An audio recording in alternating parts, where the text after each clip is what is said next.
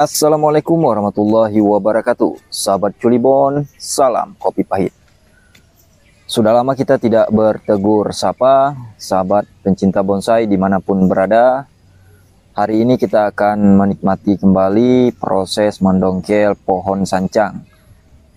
Kita suguhkan kopi, memainkan jari jemari untuk menikmati hobi.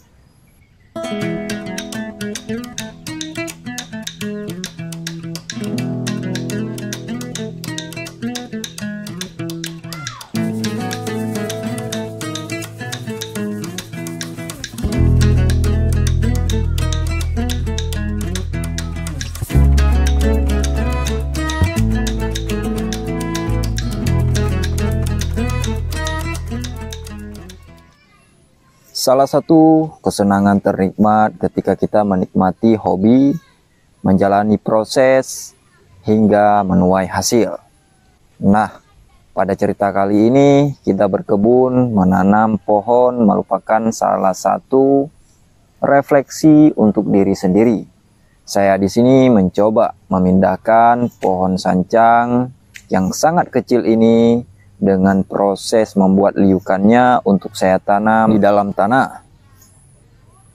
Berbicara menikmati hobi merupakan suatu kesenangan tersendiri, terutama menikmati proses membuat bonsai. Karena bagi si pembuat bonsai, bukan ketika bonsainya mendapatkan juara. Proses inilah yang kerap kali membuat si pembonsai bahagia. Nah, kali ini kita akan coba kembali mendongkel bahan bonsai sancang dengan proses kecil seperti tadi saya tanam di dalam tanah. Selanjutnya, karena ukurannya sudah lumayan besar, kita coba dongkel untuk kita pindahkan dalam pot.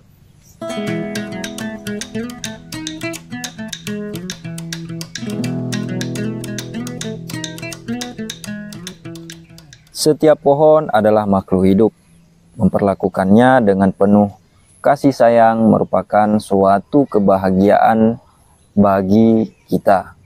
Nah, proses di sini saya mencoba menggali pohon dengan sangat hati-hati. Kemudian memotong akarnya agar bisa kita angkat dari dalam tanah. Proses ini sangat penting dalam memilih akar yang harus kita potong. Karena jika terlalu dekat dengan pangkal batang bisa menyebabkan pohon mati. Nah, kali ini pelan-pelan kita harus memperhatikan, kemudian kita buang semua yang tidak perlu pada pohon sancang ini.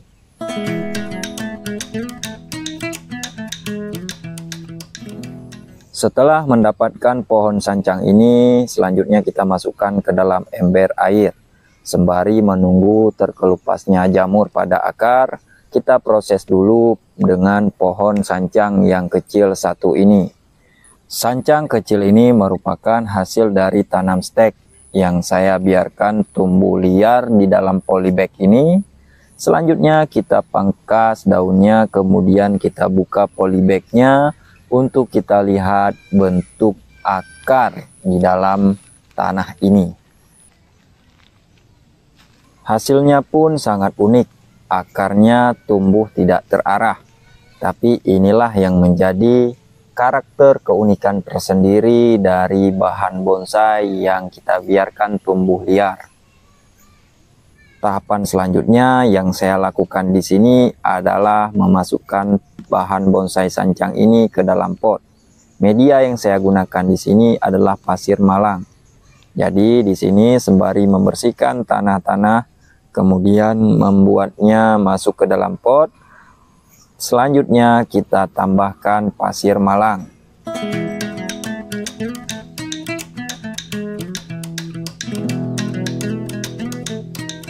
Menyiramnya dengan air sangat penting setelah proses pemindahan ke dalam pot.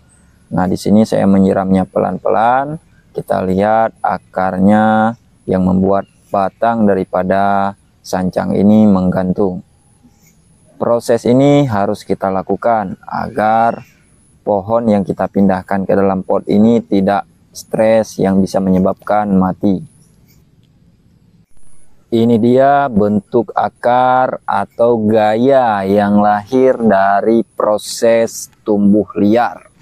Akarnya membuat pohon menggantung dengan tahapan seperti tadi, yaitu kita tanam dalam media polybag. Keunikan inilah yang membuat sancang ini istimewa. Karena baru pemindahan ke dalam pot, jika kita biarkan seperti ini bisa menyebabkan akarnya kering dan pohonnya mati. Tahapan selanjutnya yaitu kita tambahkan media polybag ini untuk kita masukkan pasir malang, yaitu menutup kembali akarnya agar pohonnya tidak stres.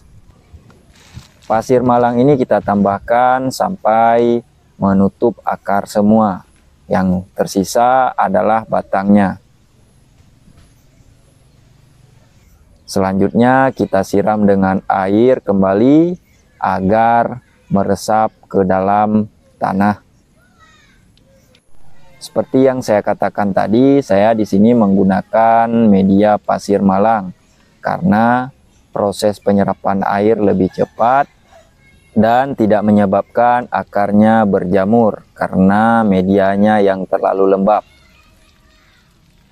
Karena kita sudah terlalu lama membuat bonsai sancang kecil tadi, selanjutnya kita akan proses dengan bahan bonsai sancang yang sudah kita dongkel.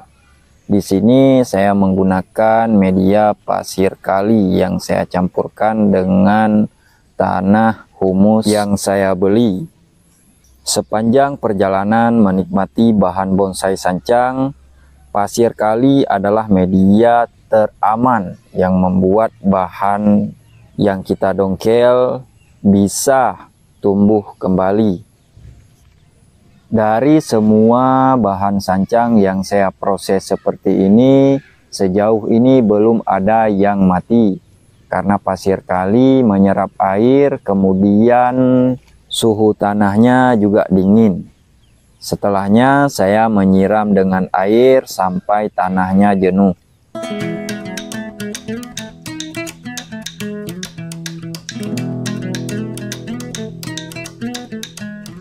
Semoga ini menjadi panduan buat teman-teman yang sedang belajar membuat bonsai sancang atau memproses bahan bonsai sancang seperti yang saya lakukan ini. Memang benar membuat sancang itu tidak cepat, butuh waktu yang lama, tapi tahapan-tahapannya tetap harus kita lakukan satu persatu.